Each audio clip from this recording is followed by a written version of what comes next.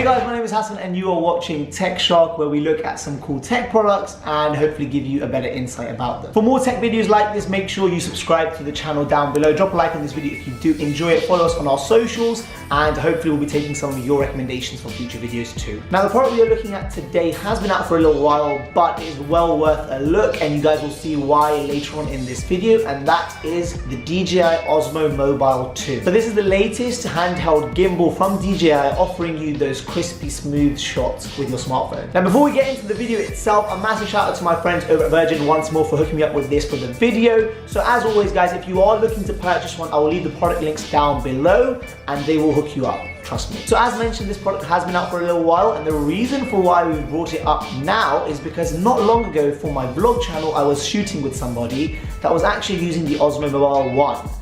And when I saw the final product of his shots and he was using an iPhone 7, I was shook. So we'll discuss the capabilities of this gimbal and the current smartphone market in a little while, but let's first of all check out what's in the box. So as you guys can see, this is the box you will get, and if we open this up, there is a polystyrene case within it. Now inside the polystyrene case is actually a micro USB cable and the gimbal itself. Very clean, not much else, and that polystyrene case is looking nice. Before we go further, let me just tell you some key differences between the first edition and the second edition. First of all, color. So the first one was black. This is a grey shade. On top of that, this is much lighter than its previous version, as well as no longer having a removable battery. And I don't know how you guys feel about that. Let me know, because some people do like a removable battery for whatever reason. Now it is all inside the unit, and it does come with the micro USB cable to charge it up, which personally I like. It's very clean. I don't want to have too many removable parts, but each their own. Speaking of battery, I believe this takes about 2 hours to fully charge, and there is an LED indicator to tell you how much charge is left in the device.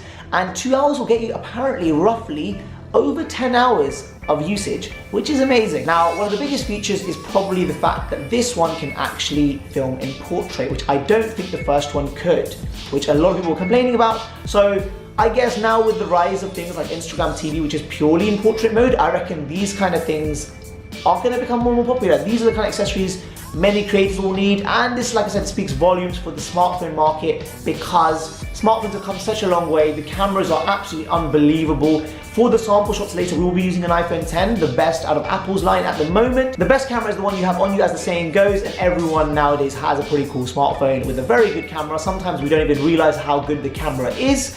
And again, that's literally the whole reason for this video, because that's what brought me to appreciating these kind of accessories. So let me just go through some key features that this will help you guys as mobile content creators or even travelers when you are making videos using this product. First of all, we have the basic buttons. There is an on and off button depending on how long you hold the button, which also changes the mode. There is a record, taking photos, and there is obviously the analog stick to move the gimbal around. Very nice. There is also a slider on the side of it to zoom in and out. Again, these features are probably underrated. We don't realize, because when you are filming and you are trying to get that smooth shot, to be able to zoom in and out or just to move the gimbal ever so slightly is very valuable. It is worth bearing in mind that you do need the DJI Go app on your smartphone to fully utilize the features. That's actually a native app that they built to work with the gimbal. You can also use your native, like for example, the camera app on the iPhone, but you won't be able to utilize features such as the zoom in function. I did try it, it didn't work for me. Now, unlike other products, this one is very hard to do justice until I show you some sample footage, but again, I'm probably not the best in terms of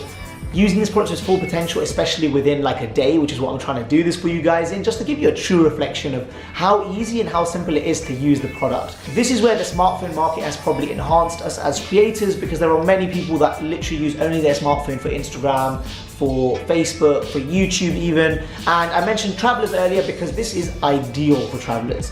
Now, I know that there are actually many Instagram travelers that do use a gimbal like this, and they produce some epic videos. And having looked at this again, it just shows you how simple it can be, and you don't need an overcomplicated DSLR setup. Now, other than the key features, there's only one thing left to do, and that is go outside, get some footage, and let's see what you guys think. It is to be noted, I'm just doing this within an hour or so. I just want to get different dynamic shots, maybe some slow-mos. Let's just try the whole range and see what we can come up with. So now, I'm gonna go outside and get some footage for you guys. Alright guys, so I'm actually on the gimbal now. I'm outside. The only issue is getting used to remembering to lock it back, and like even now, like it's trying its best to like stabilize with me.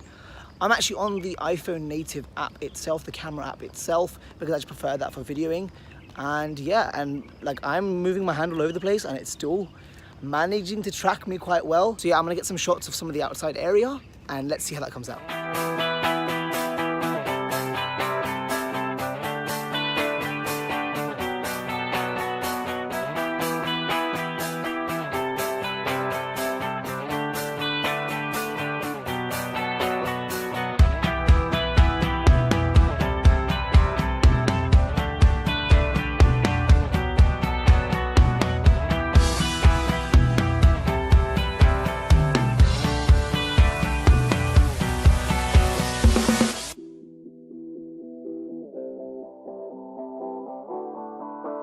So guys, that was some of the footage I managed to capture on the Osmo Mobile 2 as well as the iPhone 10. Just so you can bear that in mind in terms of the quality of the video. You guys let me know how was it. Once more, I just did this in a short amount of time just to test out the smoothness of some of the shots, try out some slow-mo, like I said, some of the colors. And to be honest, it is around approaching 50 degrees here in Dubai, so I don't want to spend too much time outside. And now lastly, we have to mention the price, something we do leave till the end so that you can judge it after you've seen the quality and maybe work out for yourself if it's worth it. So this product retails for around 525 dirhams, which will bring it to around $130, which in my honest opinion is very, very good. DJI are one of the leaders in the market right now in terms of stabilization gear, and I'm a massive fan of the company. I do own a DJI drone, which is something that they are very famous for, and I'm sure that's where most of you have heard of the company from. So they are legit and they know what they're doing. So do let me know what you guys think of that down below. Now overall guys, I do hope you enjoyed the video. Do let me know how the footage came out down below, and do let me know if any of you have one. Did I miss anything? Do let me know. So that has been me reviewing the DJI Osmo Mobile 2. Do drop a like on the video if you enjoyed it. That does help us out. Subscribe for future videos, and I'll catch you guys in the next one.